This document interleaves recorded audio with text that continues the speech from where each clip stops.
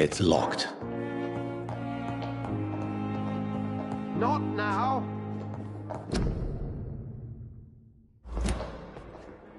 Please come back later.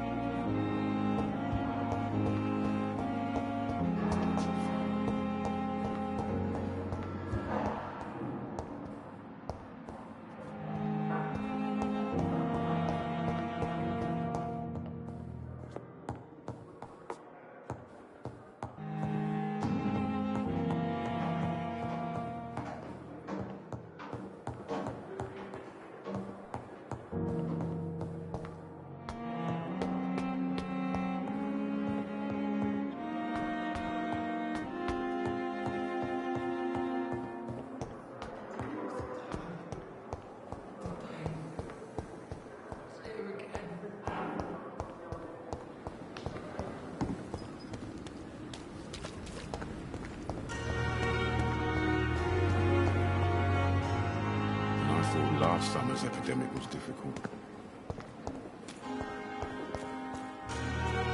The patients are like fools. They know we are overwhelmed.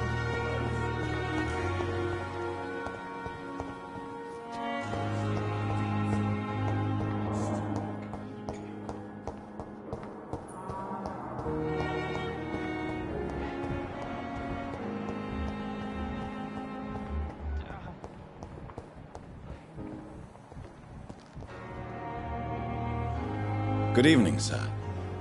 I'm Dr. Jonathan Reed. I'm new here. I've already heard about you, Dr. Reed. I'm Milton Hooks, the ambulance driver for this shithole of a hospital. That's quite a blunt introduction, Mr. Hooks. You can call me Milton. I like to speak my mind, Dr. Reed. Perk of the job. Don't judge me, and I won't judge you. I'm not sure I understand what you're talking about. Well, I'm no doctor, but I'm pretty sure a gun can't be used as a surgical instrument. You have a keen eye. I learned to shoot during the war, and have carried one ever since. Old habits die hard. No need to explain, Dr. Reed. And if you ever need a better gun, remember, I may have something for you. I'd like to see your goods. Wise choice, Dr. Reed. A reliable gun is what everybody needs these days.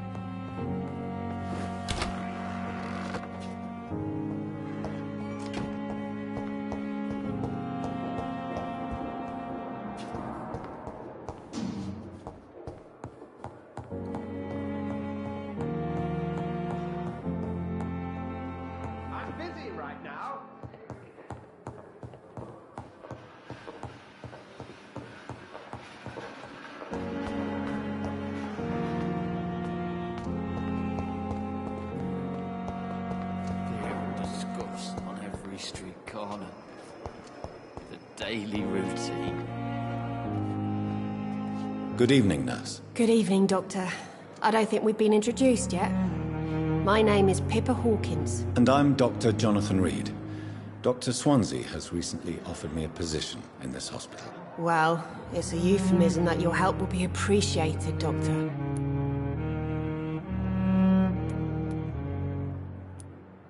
Goodbye, Nurse Hawkins.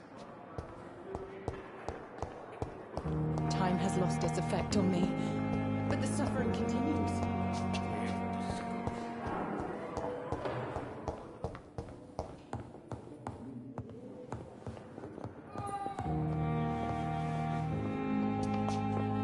Good evening. You always knew the words to calm the children, Ellen.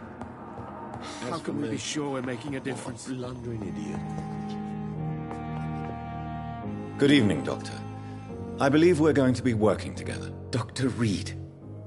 Dr. Swansea informed us of your arrival, but I could not dare to believe we'd have such good fortune. Such an honor, sir. Thank you. And you are? I am Thoreau Strickland, Dr. Thoreau Strickland. I'm a great admirer of your work, Dr. Reed.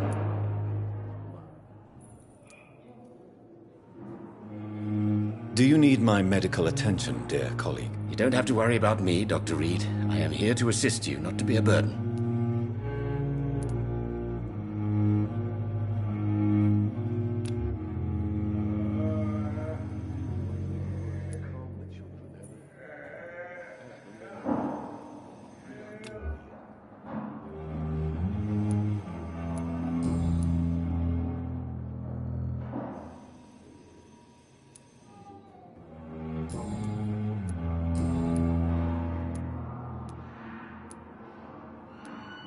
Please, could you tell me something about yourself? I'm a great admirer of your work concerning blood transfusion, Dr. Reed. I run my own experiments. I'm convinced it's the future. What made you choose to be a doctor? I'm not ashamed to admit you and your work have inspired me. I am honored to have the opportunity to work by your side. It's always a pleasure to share scientific and medical knowledge with someone eager to learn. I'll be glad to help you if I can. This epidemic may be the century's most terrible disaster, but I'm convinced that we, as doctors, are the only ones able to defeat it. I based my technique on my mentor's research. He helped me perfect my method. What is yours? I'd rather not talk about it. For now, it's just theories and first approach. My process is purely experimental and unsuccessful. As long as you're cautious and methodical, you may remain empty-handed, but you won't fail. You're not the first one to warn me, but I am convinced knowledge is the main weapon against the ravages of this epidemic.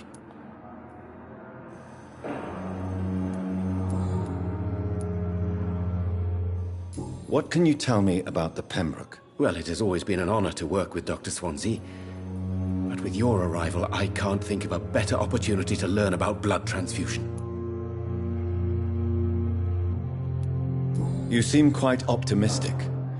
It's a rare and precious attitude in these difficult times. I'm convinced that this epidemic is a test of endurance and dedication for us men of science. Questions remain about our capacity to resolve the situation. True. Last summer, during the first wave of the epidemic, I used to joke with Milton about the extra work. We're not smiling now. Do you need help with anything in particular? Well, yes, maybe. I'm waiting for a batch of products I ordered for my personal research, yet my supplier seems to have vanished. Do you want me to play the errand boy for you? Oh no, Dr. Reed. But if you went personally to his shop, what with your reputation and all, he wouldn't dare to refuse the products I need. I see. Well, give me the address, for I may pass by if I have time.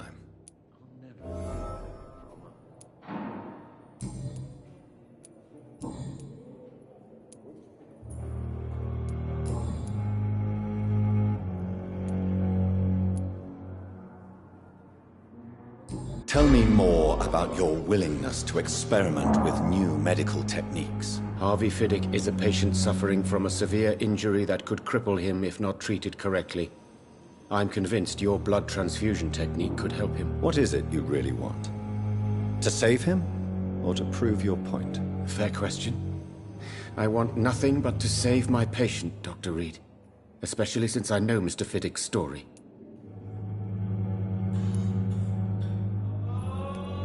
Tell me Mr. Fiddick's story. Our first diagnosis was compromised because Mr. Fiddick lied to us about the real origin of his injury. He first claimed it was an accident. But why would he hide such crucial information from us? Because he is a proud father, ashamed of putting his children at risk because of his own negligence. This personal involvement could also appear to be a lack of impartiality. You must know that a good surgeon must remain neutral. I agree. But that does not excuse Dr. Ackroyd's behavior, a man who did not even take time to converse with his patient. Do you think keeping his distance was a mistake? All I know is that I'm taking care of human beings with desires, hopes, and fears. Not some biological machine comprised of blood, bones, and flesh.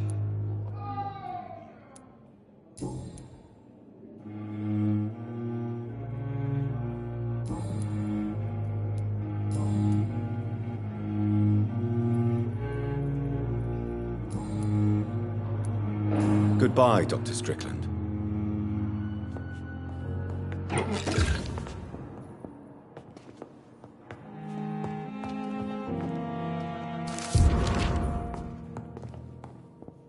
How long must I wait, damn it? Blaming me will not further your agenda, sir. How long's it going to take to fix me properly? A month? A year? Yes, Doctor? Exactly how bad is the supply situation here at Pembroke? It really depends. Dr. Swansea deftly works his society contacts for monies. But with the quarantine, well, we're in God's hands. Please, could you point me in the direction of the morgue again? It's the large boarded-up building behind the hospital. You can't miss it. The key I gave you will open the small back door to it. Why then do you always work the nights? Don't you ever sleep? At the Pembroke, we're always hands on deck.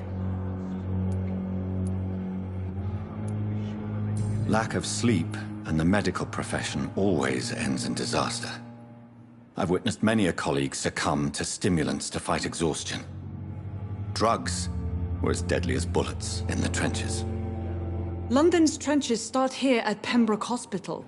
We are on the front line, make no mistake. Your dedication to the Pembroke does you credit, Nurse Crane, but when do you sleep? We staff get our sleep when we can, Doctor. Nursing is a vocation, not the labor of a journeyman.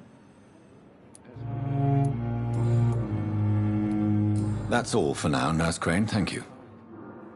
Will this shift never end?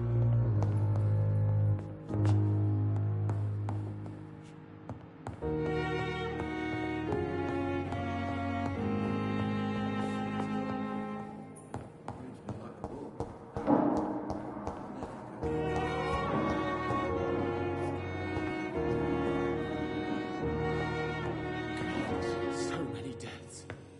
And still more coming. Surely.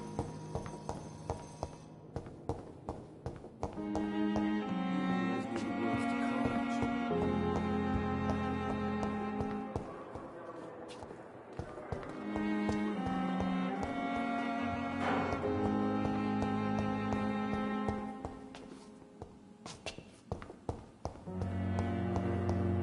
Secrets to me, even the darkest thoughts in your head.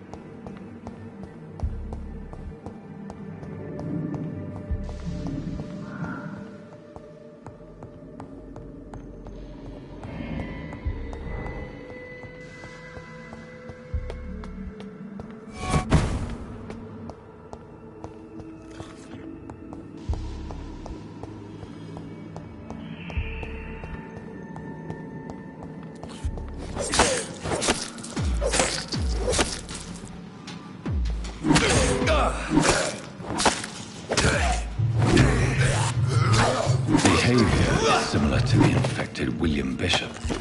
Must be the same strain. This sickness moves faster than influenza.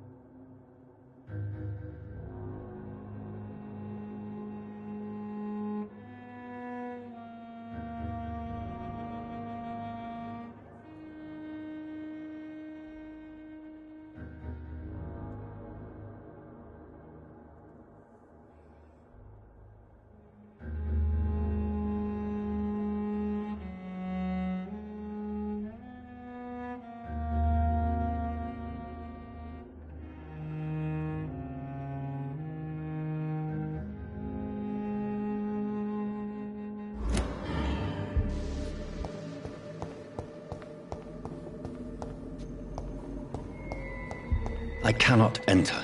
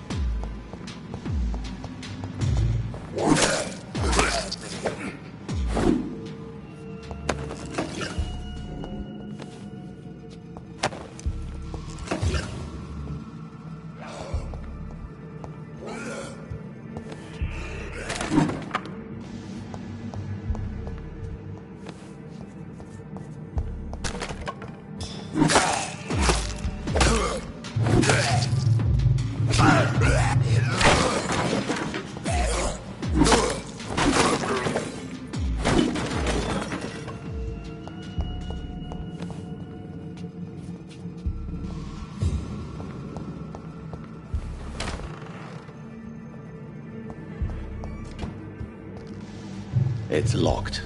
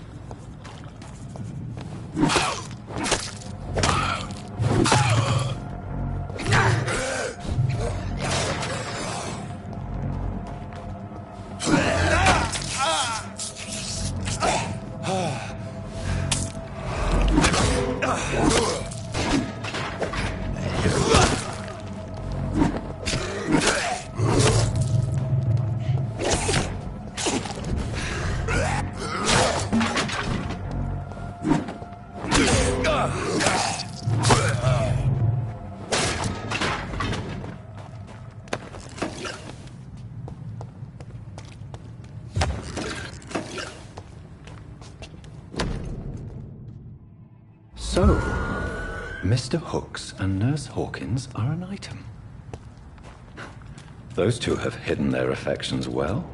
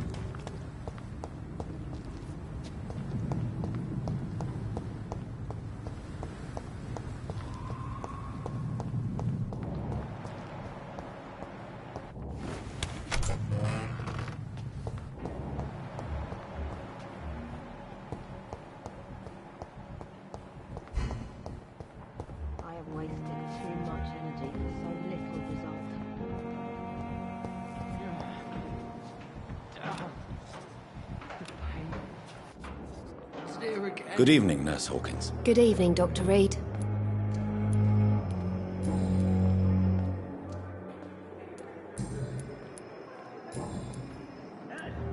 How would you describe the situation at the Pembroke Hospital? It's serious. The flu is wreaking havoc amongst the staff and patients. We are running out of everything. You must get a hold of yourself, Nurse.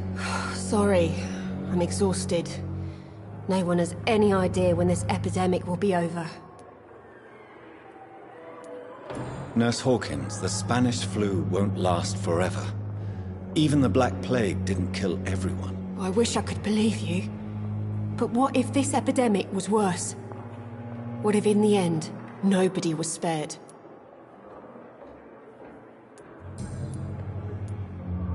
How long have you been a nurse? Well, long enough to see that the epidemic is winning. And no matter how qualified you are, don't tell me you'll change that.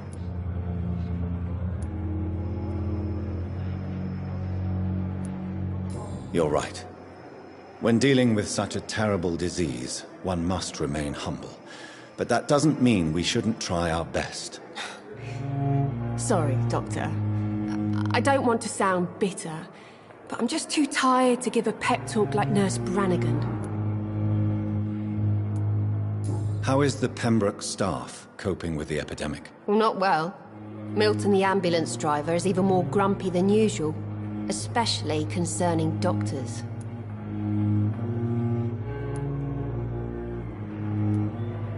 Why is Milton grumpy on a daily basis? Is it just an act? Milton's not the kind of man who's bothered about a bad reputation, whether he deserved it or not.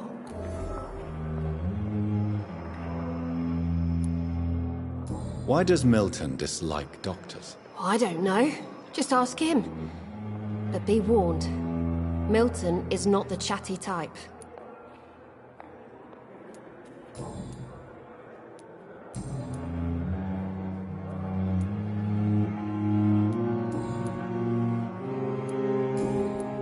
Goodbye, Nurse Hawkins. The daily routine.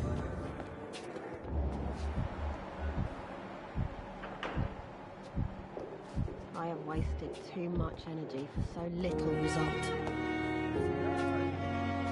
Good evening, sir. Can I help you? Unless you're here to fix my face. No. I don't think you can help me. I'm Dr. Reed. I've recently taken the position of head surgeon here.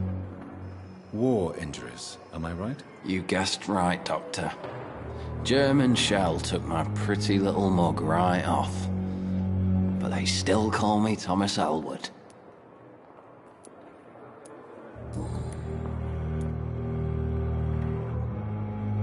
Where were you stationed, sir? Did you serve for long? I really don't want to talk about all this shit. No offense. I was pushing too much. I served in France myself. I just wanted to know what happened to you. You were an officer, weren't you? Then I doubt we fought the same war, sir. No offense.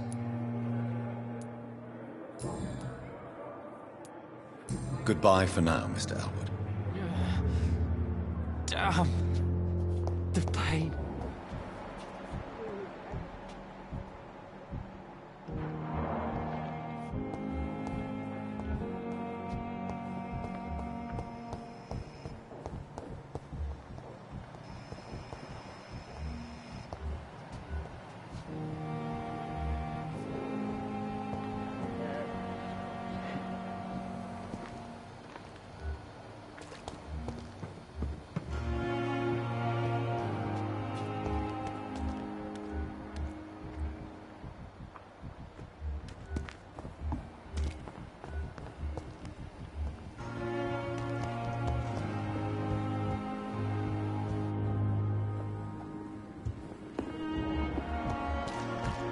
Another night with the glorious battalion of Vampyr.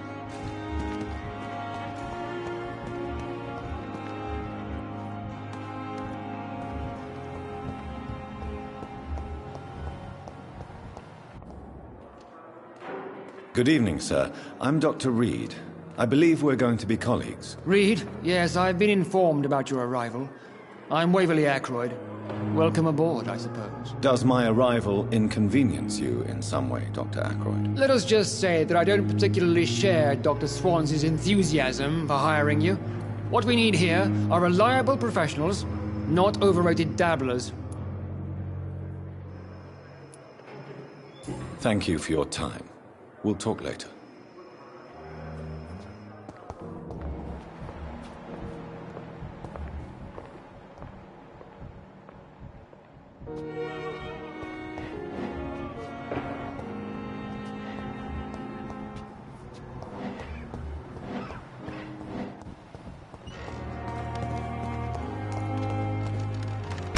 It's locked. I'm sorry you ended up on my plain and cold medical bench, sir. I understand you must be very angry about this unfair situation. I managed to arrange to have you buried in the same mass grave as your wife. I hope that might help.